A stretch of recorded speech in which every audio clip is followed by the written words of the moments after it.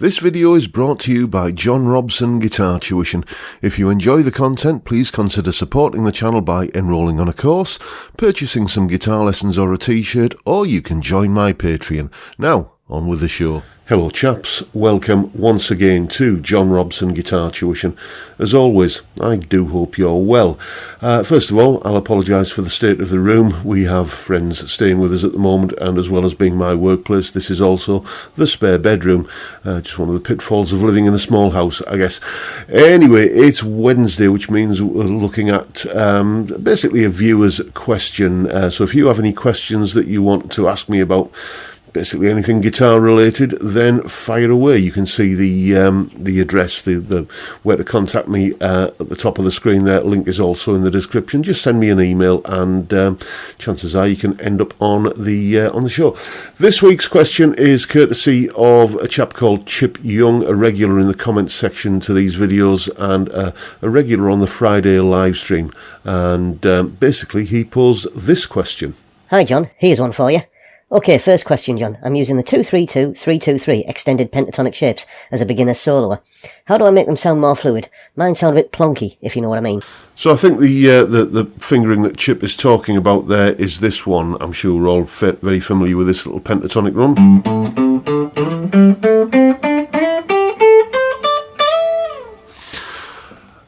So it's all about what you can do to stop a scale sounding like a scale and make it sound like a solo. Well, here is a solo that I came up with using just that run there. No other spicy stuff, no clever note, chord note targeting, or even stepping out of that run to go into other pentatonic boxes.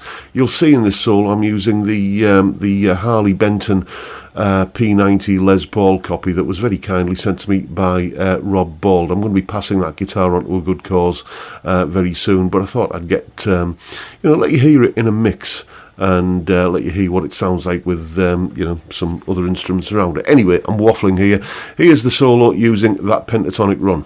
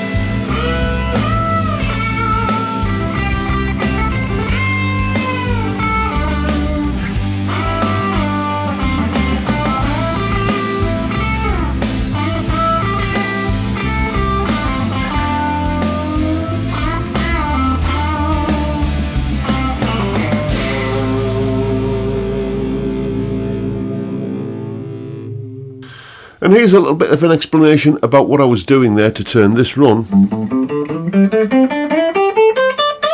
into something that sounded a little bit more interesting than just running up and down a scale. Solo explanation. Okay, so this is the scale I think Chip means. It's a pentatonic run that has 2 notes on the 6th string, then 3 notes on the 5th, then 2 notes on the 4th string, then 3 notes on the 3rd.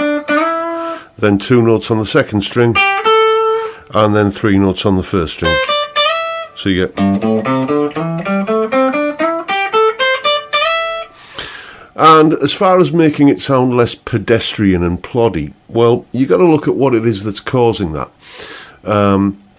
If I just play the scale, we're getting basically a bunch of evenly spaced, equal length notes that follow the linear progression of the scale, like this.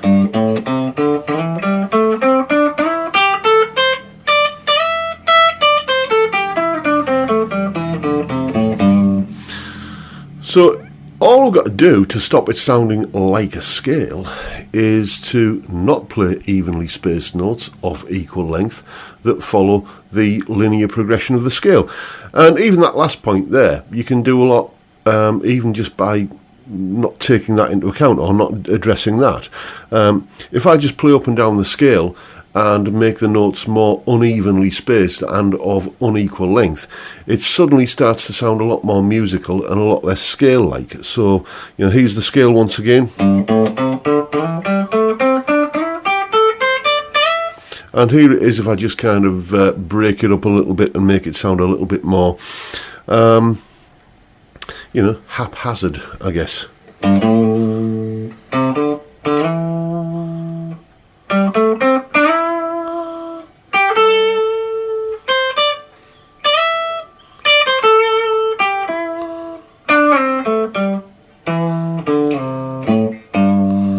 Okay, you can tell it's still the same scale, but it's beginning to have a little bit of shape and more contours, less of a sort of flat line on the horizon. So that's the unequal, making the notes unequally spaced and uneven length, that sort of thing.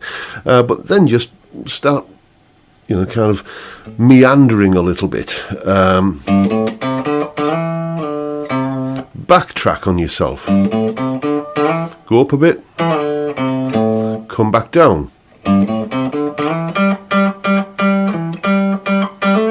Then one thing you don't do when you're playing a scale is that you don't play the same note multiple times. So if you start playing the same note multiple times, it's going to sound less like you're just running up and down a scale in that sort of plodding pedestrian kind of manner. Then it's all about, kind of building phrases with that. So for instance, you could... That's just running up and down a little bit of the scale, notes of unequal length and unevenly spaced, which is good, remember, and playing one of the notes multiple times. Like that. That's a phrase, and now that's got some kind of shape to it. You can mess around with that, basically.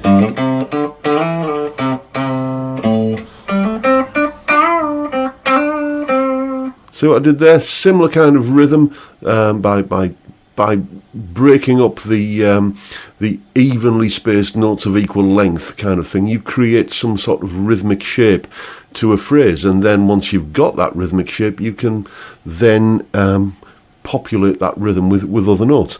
All kinds of stuff I've talked about in previous phrasing videos, basically, but that's the heart of it. Other things to include are slurs. Slurs is a collective term for hammer-ons, pull-offs, slides, and most importantly, bends.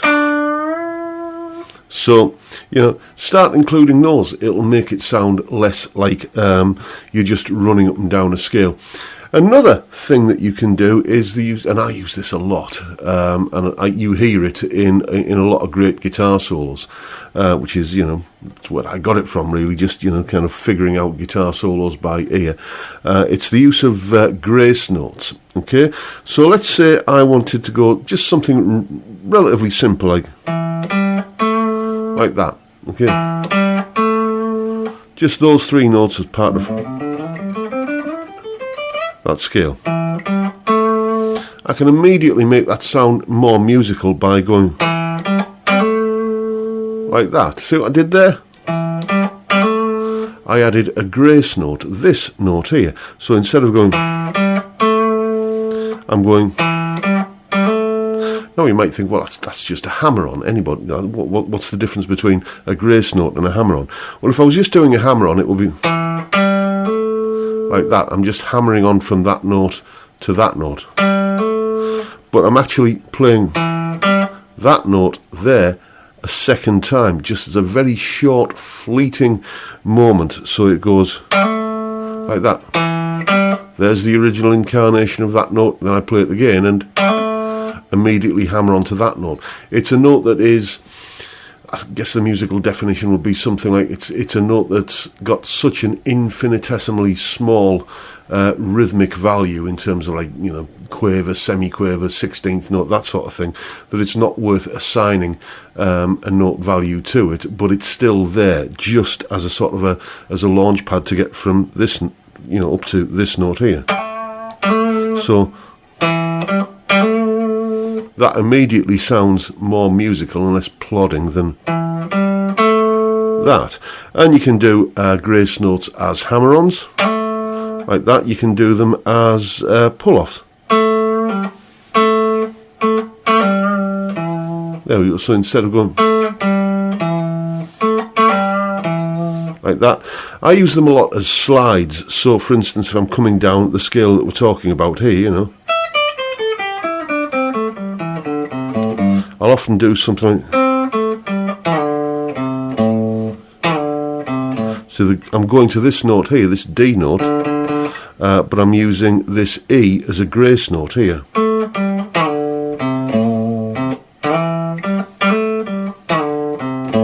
All that kind of thing, full of grace notes, just short little fleeting notes that take you to the next note that you're going to, the note that you want to arrive at.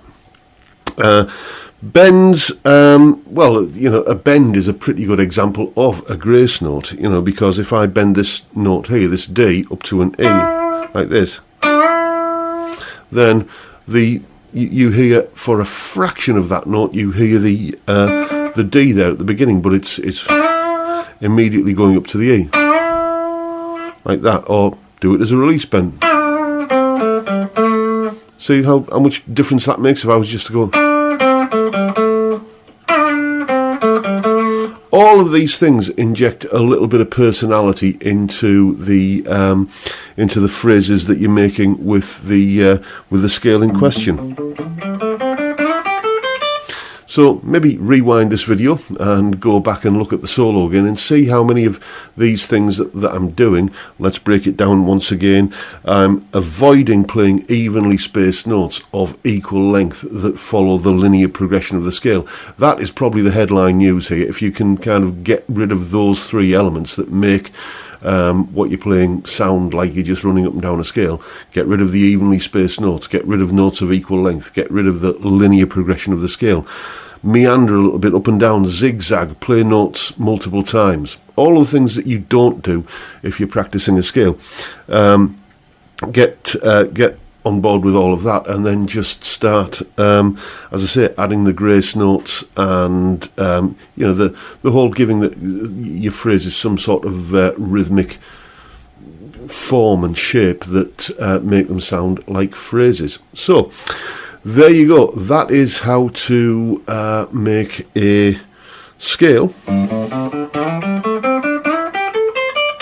sound less plodding and pedestrian and less scale-like. Go away and have some fun with it. And as usual, there is a full tab for that whole solo in both Guitar Pro and PDF formats, along with that clip of me explaining it and the clip of me playing it and a jam track for you to play along with yourself. It's all up on my Patreon page. There's the address and the link is in the description. $3 or £2.50 a month gets you access to all of these additional resources that go along with these YouTube videos. A massive heartfelt thank you to everyone who supports me in that or any of the other ways, all of which are also linked down below in the description box. And that's pretty much the video for today, folks. Hope you've enjoyed what you've seen and found it useful and informative in some small way, and if that's the case, please hit the subscribe button and the notification bell if you haven't already done so. And why not give me a like while you're at it? Don't forget, if you have a question that you want to ask that's in any way guitar or music related, then ping it to me in an email. You can see, as I say, the contact page on my website. There's the address on screen, link in the description, or you can send them straight to jrguitartuition@gmail.com, and chances are you could end up being featured on the show. And that's pretty much it for today, folks. Don't forget the live stream, as I said earlier, 5 p.m. every Friday UK time, and you know what happens there. We have a beer and we talk about music and guitars. Great way to kick off the weekend. I'd love to see you there if you can make it, but for now I'll bid you all a good day and say thank you so much for watching. Thank you for your time. Look after yourselves, folks. Stay well, stay safe, and above all, stay sane. Bye for now.